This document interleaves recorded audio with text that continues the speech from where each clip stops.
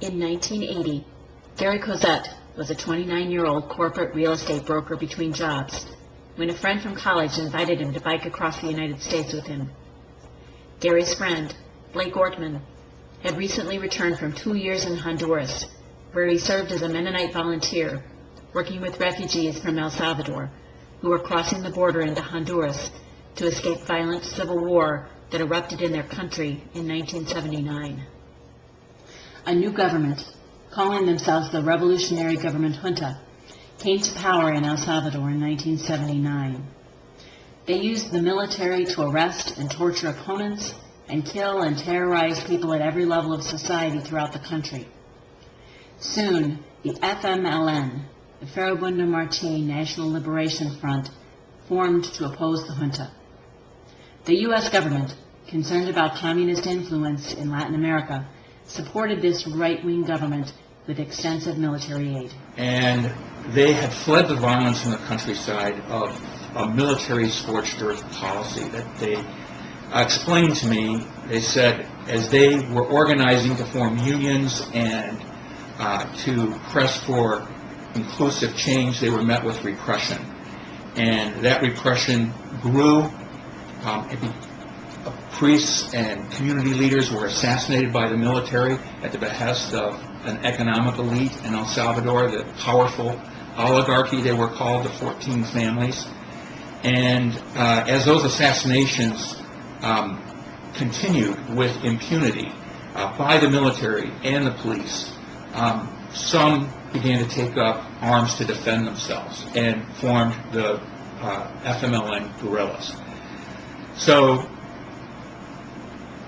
this whole movement of the army into rural areas was an attempt to go after the guerrillas, but not so much go after the guerrillas, but anyone that they perceived might support the guerrillas.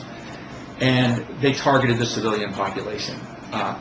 The goal was to go in, carry out a massacre, and with the idea that anyone who remained would flee. In 1980, two violent events shook El Salvador and many people in the United States. On March 26, 1980, the Archbishop of San Salvador, Oscar Romero, was shot and killed as he celebrated the Eucharist at the altar of a hospital chapel in the capital. Romero, a conservative priest elevated in 1977, had been transformed by the assassination of his fellow priest, Rutilio Grande, into a strong and eloquent defender of the poor majority of his country. 9 months later, in December of 1980, 3 young American nuns and 1 Catholic lay worker were kidnapped by 5 Salvadoran National Guardsmen as they left the airport in San Salvador. The bodies of Ida Ford, Jean Donovan, Dorothy Kazel, and Mara Clark were exhumed from a shallow grave in the hills above the capital 2 days later.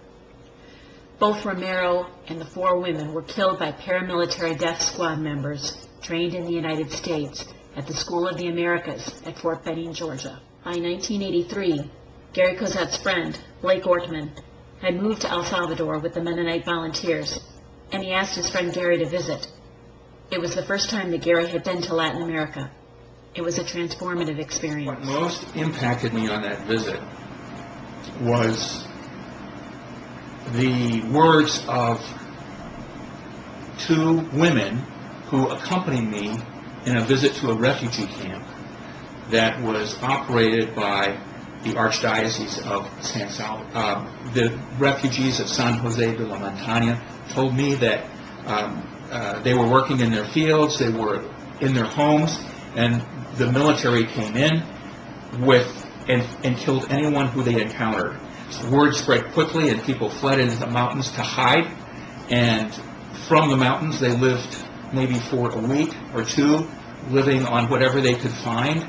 They just escaped with their lives with nothing. And from those rural areas in the mountains, they either went across the border into Honduras or through a network of churches found their way into the capital, into these refugee camps. And there was a dozen of them in San Salvador. So they told me, as I went family to family, what had happened to them, how their family members had been killed, how their communities had been machine gunned, their animals killed. Sometimes the areas where these two women sat me down on a wall by the flanking the